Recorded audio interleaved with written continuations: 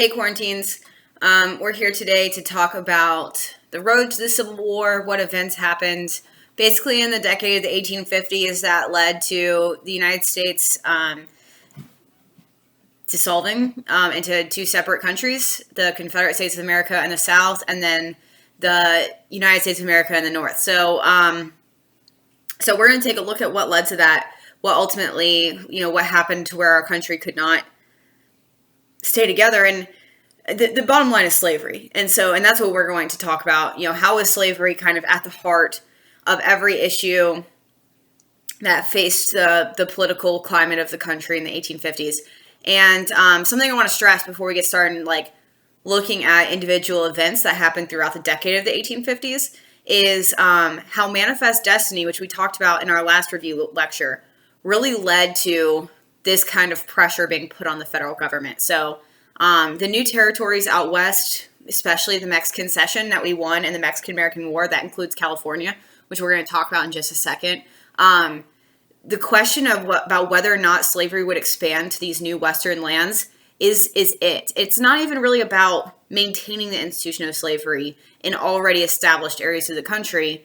For some people, it is. But for most politicians, the question is about whether or not slavery will specifically expand to those Western territories that we acquired as we're continuing to manifest our destiny in our westward expansion. So the question is, do we allow slavery into those new places? And that's ultimately the question that we could not answer as a country effectively. And it led to us fighting, a pretty bloody war over it. So let's start with the year 1850 and the Compromise of 1850 specifically. Because if you guys remember way back when, there was the Missouri Compromise that pretty much decided, any state that wants to become, any territory that wants to become a state in the South is going to be a slave state. And any territory that wants to become a state in the North is going to be a free state. And that's going to be kind of how it's decided. But eventually the Missouri Compromise can only remain so effective, especially when a state like California wants to join the Union, in which it's in the North and the South. California is a big state. And people in California, there was the gold rush that moved a lot of people to California in 1949. That's why they're called the San Francisco 49ers. Oh. And so anyway, California was ready to become a state in the Union. However, the question is it going to be a free state or a slave state? Because we don't want to upset that balance of power that was happening in Congress. And so ultimately the Compromise of 1850, which Henry Clay, the great compromiser, did work on that compromise. He ultimately was one of the people who crafted this compromise that decided that California would be admitted as a free state. And what the South was going to get out of that was a tougher and more enforced fugitive slave law. And that fugitive slave law is going to have some far-reaching consequences that we're going to talk about more. But there were other aspects of the Compromise of 1850 that are a little less important, but still there nonetheless. Like the idea of popular sovereignty, which we're going to get back to here in just a second, was actually first suggested in a legislative way in the Compromise of 1850. And also the slave trade in the capital was officially ended, although people who still owned slaves could keep their slaves. But in Washington, D.C., there were changes made to the institution of slavery there as well. And so the Compromise of 1850 had some more aspects to it. But the most important part is that California is a free state, and the Southerners were willing to accept that with this passage of the Fugitive Slave Law. Now, the Fugitive Slave Law is all about the Underground Railroad and catching runaway slaves. And we know about the Underground Railroad, right? Harriet Tubman, who led enslaved persons from the South to freedom in the North.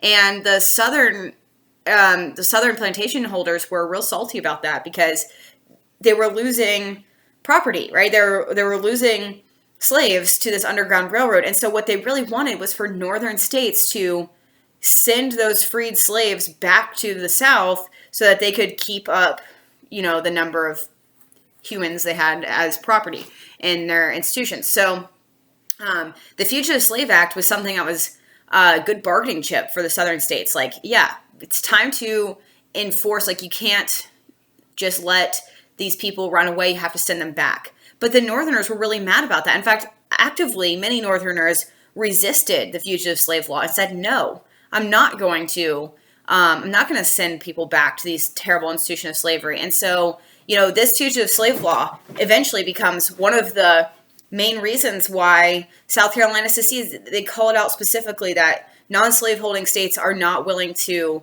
do what they said they were going to do and enforce the fugitive slave law. And throughout the 1850s, that Fugitive Slave Act keeps coming back into focus because the Southerners want it enforced, but many northern states and municipalities are just straight up refusing to enforce it because they think it's unethical and evil and immoral.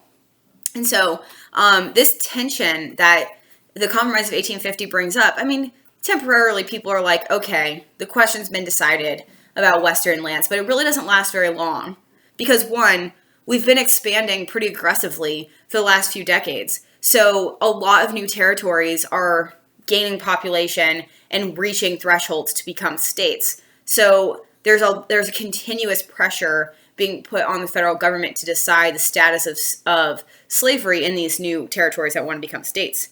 Also, the culture of slavery is persisting, and Northerners are unhappy with it, and Southerners feel like the North is threatening their way of life. So in 1852, for example, Harriet Beecher Stowe famously pens the book Uncle Tom's Cabin, which paints these Southern landholders as inhumane, evil, terrible people, that they are instituting these horrible practices around enslaved humans in the South. And this further fuels the flames of Northerners refusing to enforce the fugitive slave law.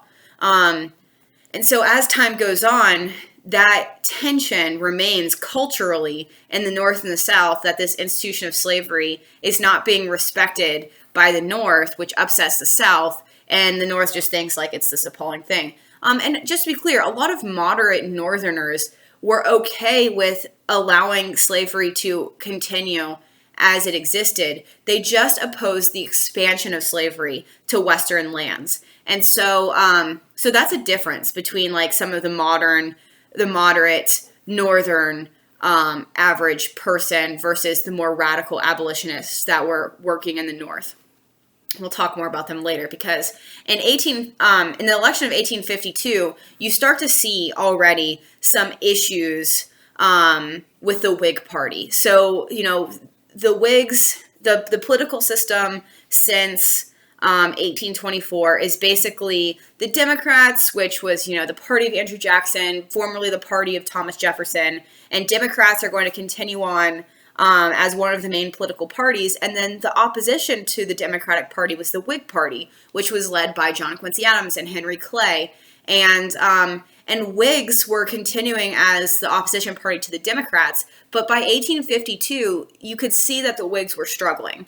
They were struggling to maintain their position as a popular party. And throughout the 1850s, Democrats really were dominating the federal government because there were Northern Democrats, like, for example, Franklin Pierce, who was a Northern Democrat, and also another famous Northern Democrat we're about to talk about is Stephen Douglas. So there were Northern Democrats still in existence in the 1850s, and the Democratic Party, North and the South, although you could already start to see fractures between the Northern Democrats and the Southern Democrats, they could still maintain unity because the Southern Democrats accepted Franklin Pierce, although he was a Northerner, because he advocated for enforcing the fugitive slave law. So, he's a Northerner, but he's still a Democrat, and so therefore he's still sympathetic to the Southern cause, and therefore he is going to actively seek to have the fugitive slave law enforced. And so Southern Democrats accepted him as one of their own. He's a Democrat.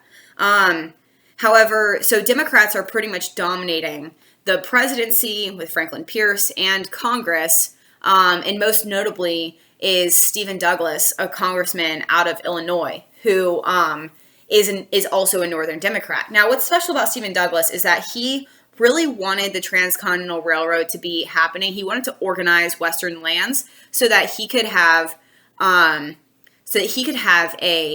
terminal for the Transcontinental Railroad in Chicago. But in order for Chicago to have a stop, the eastern terminus for the Transcontinental Railroad, he had to get the land out west organized, like around Kansas and Nebraska. So he, in 1854, comes up with this idea, this plan to organize that western land so that he can build this transcontinental railroad starting in Chicago through the western lands, to reach the coast in California. And it's known as now the Kansas-Nebraska Act. The Kansas-Nebraska Act is a huge deal. In fact, I'm going to post a whole video about the Kansas-Nebraska Act on the announcements page for our office hours announcements for this topic, for the road to the Civil War. And it's an excellent to TED Ed, or if you just Google TED Ed Kansas-Nebraska Act, it's an excellent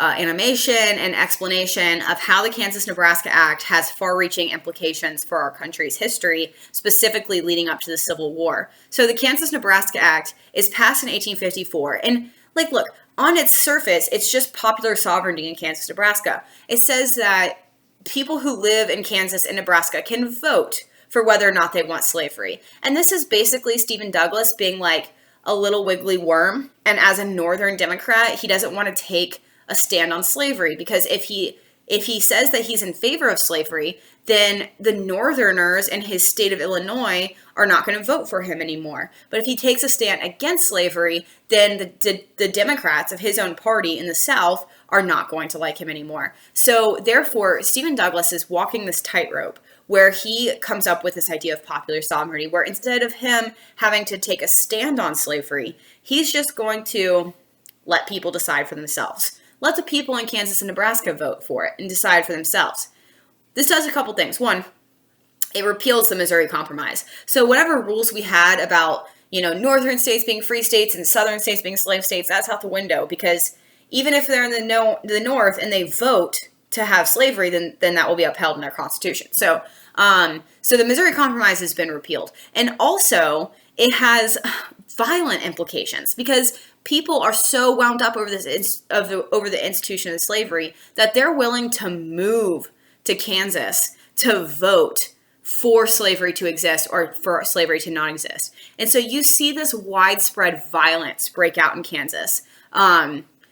It's known as Bleeding Kansas. One of the most famous instances of violence in Bleeding Kansas is when John Brown, a Northern abolitionist, takes his sons into Kansas, and he goes to some slaveholders at Pottawatomie Creek, and in broad daylight pulls them out of their house and hacks them to death with broadswords. So you see this really intense violence breaking out across Kansas. They were known as border ruffians who moved into Kansas and beat people up who were opposed to slavery. And so the violence went both ways. So Bleeding Kansas this violence is intensifying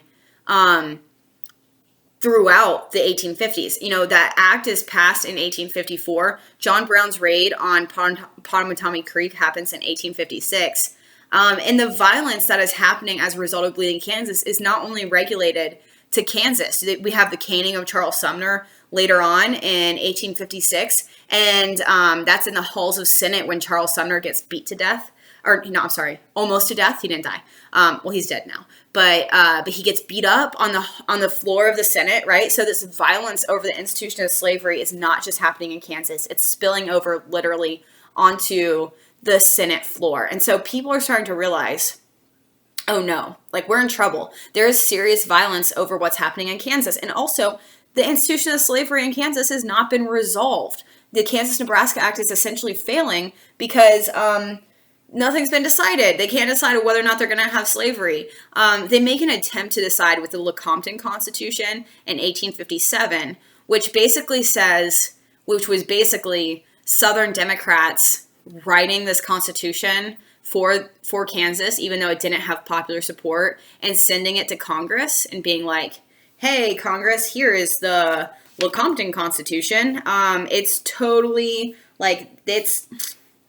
it's totally legit. And it was very clear that actually most people in Kansas did not agree with the Lecompton Constitution. And so ultimately, it was rejected. Even Stephen Douglas rejected the Lecompton Constitution. Even though he's a Democrat, he recognized that that's not actually the will of the people in Kansas. In fact, most people in Kansas by 1858 were overwhelmingly anti-slavery. And so most people there were opposed to slavery and obviously did not support the Lecompton Constitution, which was a pro-slavery document. So even Stephen Douglas, as a Democrat, was like, yeah, man, this is fake. So the Dems are trying. The Southern Dems were trying to get the expansion of slavery into Kansas. However, they were largely failing because actually most people in Kansas were opposed to slavery.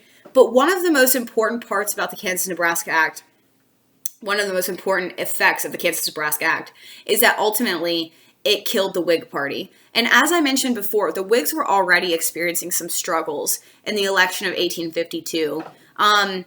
But the Whigs ultimately couldn't reconcile themselves between their northern and southern factions. And so ultimately what ended up happening is that northern Whigs left the Whig Party and formed their own anti-slavery party known as the Republican Party.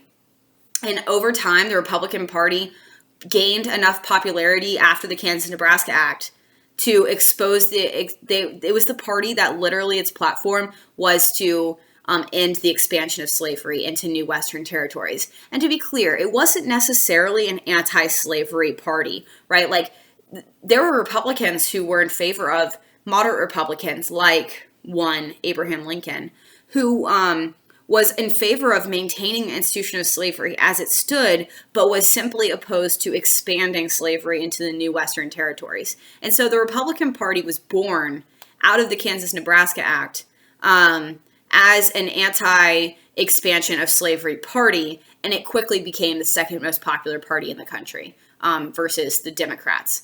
Now keep in mind, at this point in 1856, the Democrats are still a national party, right? Stephen Douglas is still a Northern Democrat, most famously. There were lots of Northern Democrats that were still in existence at the birth of the Republican Party, but it's noteworthy to mention that because the Republican Party, after the Kansas-Nebraska Act, was formed on the platform of ending the expansion of slavery, that Republicans were entirely a Northern party. And so the Kansas-Nebraska Act, again, I'm just going to make a plug for that TED Ed video. I'm going to link it in the comments here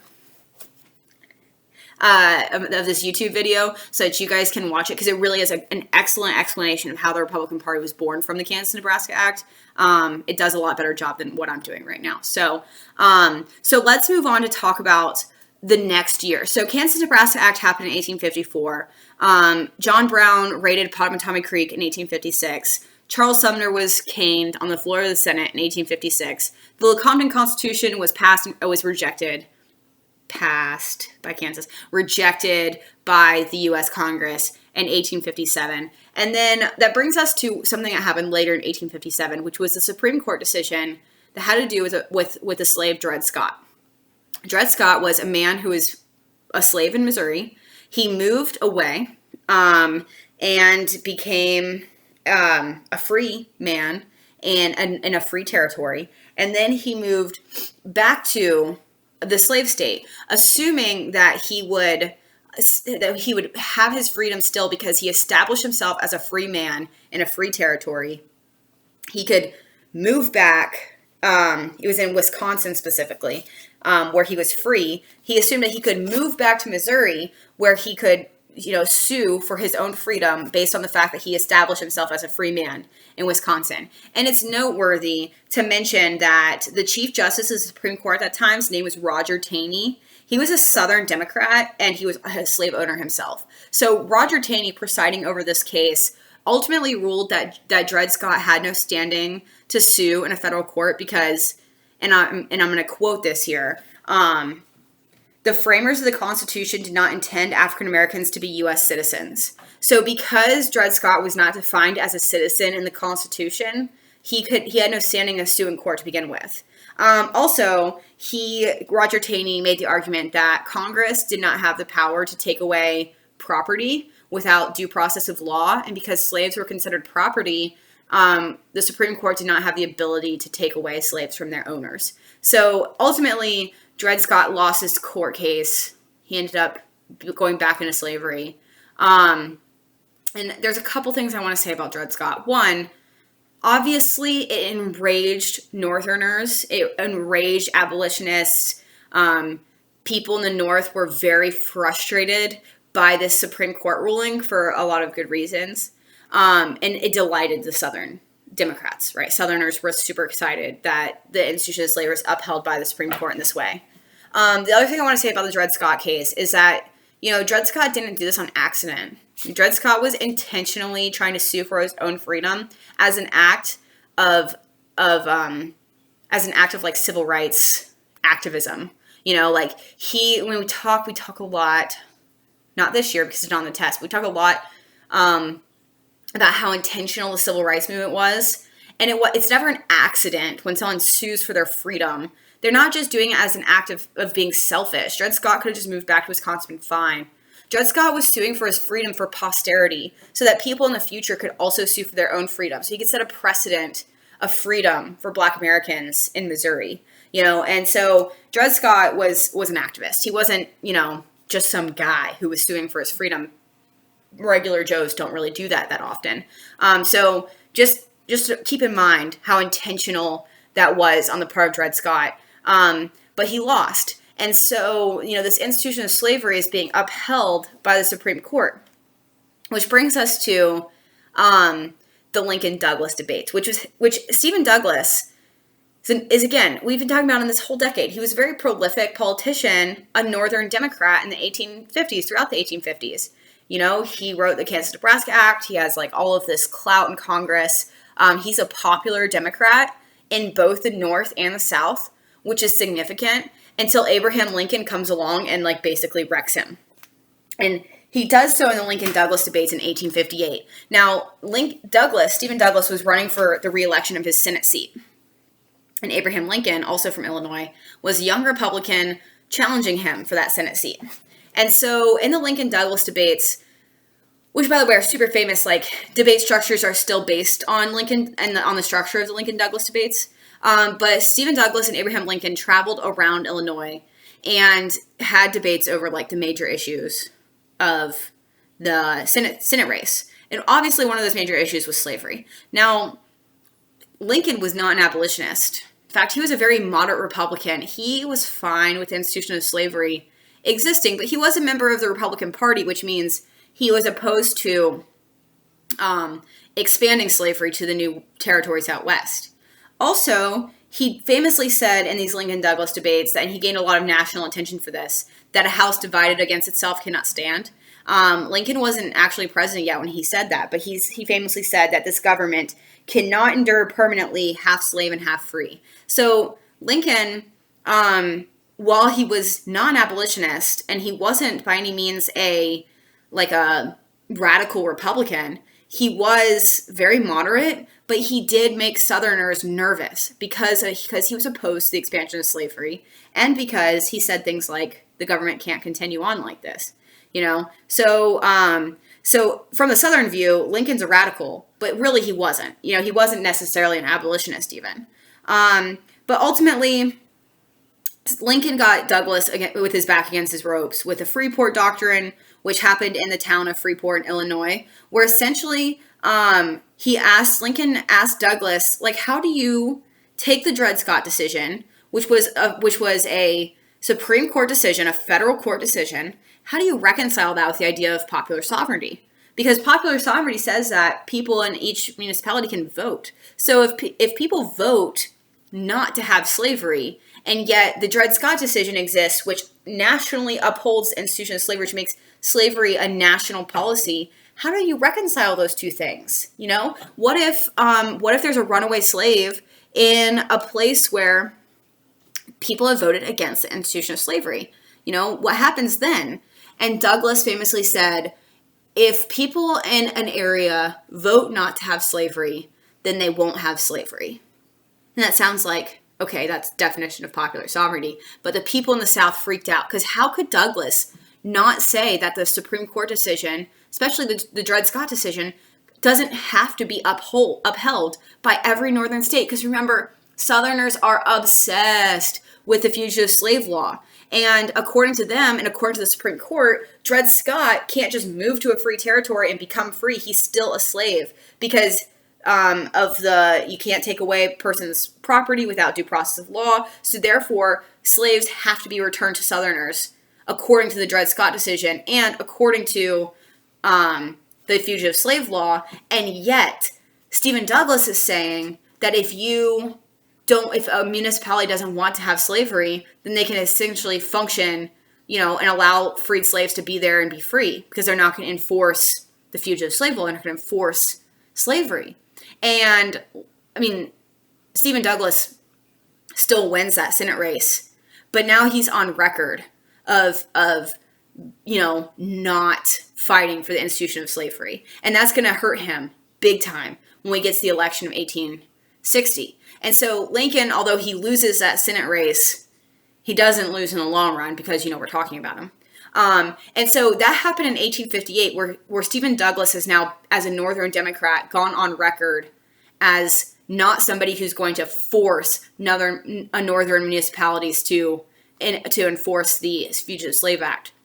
So John Brown comes back. He has a raid on Harper's Ferry in 1859, where he actively tries to incite slave revolts, Harper's Ferry, Virginia, and he's captured and he's executed. But ultimately, while he's in court, he's talking about the humanitarian aspect of how he's trying to end the institution of slavery.